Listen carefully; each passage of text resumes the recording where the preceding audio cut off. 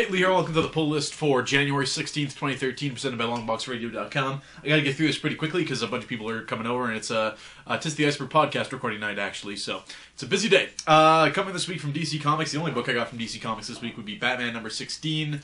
The best book going for them, really, if not the only book going for them, with the way they're canceling stuff. So that's Scott Snyder, that's Greg Capullo. This is issue 16. I believe 17 is the last issue of the Joker arc they've been doing. I mean, Batman vs. Joker is top 10 classic comic book writing. You know, we've had it a billion times. What makes this one stand out?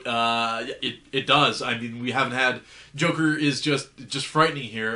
You have a Batman that's been built up in this particular comic book to be very vulnerable, and even though, you know, in the end he's right and he's in control and stuff like that, there's many parts of this book where you're like, maybe he's wrong. Maybe the Joker has the upper hand this time. Maybe this is it. Which is, I mean, every Batman Joker story, and it's cliched, but Scott Snyder delivers it very, very well here. So if you haven't been reading Batman and you like Batman, definitely jump over to this book, check it out. It's gonna make one hell of a trade paperback, that Batman Joker stuff. So over to Image. The only Image book of the week is going to be Saga from Brian K. Vaughan and Fiona Staples. If you watched listened to any of our podcasts or watched this particular poll list, you know that we love this particular book quite a bit here at Longbox Radio.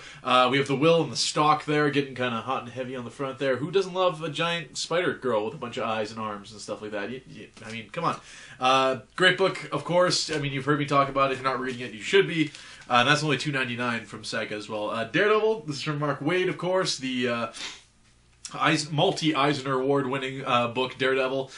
We have Spider-Man here, who's not Spider-Man. It's Doc Ock in Spider-Man's body, hunting Daredevil down. And it looks like we have these giant tentacle things. So you might think Dr. Octopus off the top of your head, but I think that's actually Stiltman who has legs like that. So they're going to be going... Stiltman, just classic. Indestructible Hulk number 3. I haven't read issue 2 yet. Mike Haynes tells me it's very, very good. And that's from Mark Waid as well, actually. The first issue of this was just completely badass, so I'm definitely hooked. You got Lionel Yu on art as well, so the eyelashes look spectacular. That guy's an awesome artist, so win-win there for a Marvel Now book. And that is a free digital code, so look for that after the poll list here.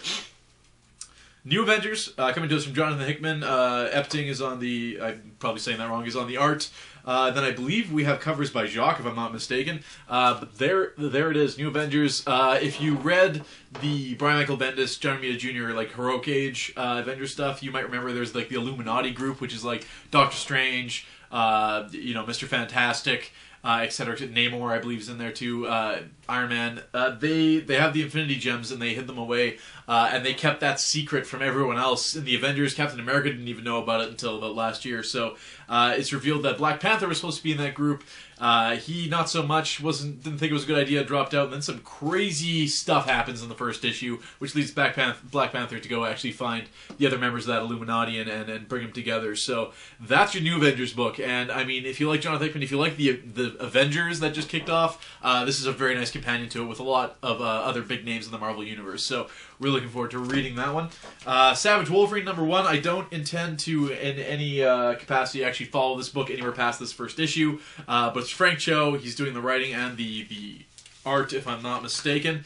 I enjoy it. It's super violent stuff, and I'll read this first issue of Wolverine and see how it kind of comes out. So there's that. Marvel Now stuff's been great, so I'm at least going to give this a shot ski, as it were. Venom, this is number 30 from Bunn, of course. We have like a very crazy, the classic definition of Venom on the front there. Holding a hoagie over that robber's okay. Interesting, whatever. Definitely, I mean, I don't want to say that the book has dropped off since Rick Remender left onto bigger and better things. But I don't know, that first, aside from the Circle of 4 thing, that first 16, 17 issues, whatever, I really, really dug. And this is still okay. This is alright. Bunn's doing an alright job by Venom. I do like Flash's Venom, so I'll continue reading this. And that's the pull list for this week. So take a look after the credits for a few free digital codes. Other than that, have a great week, and we'll see you next one.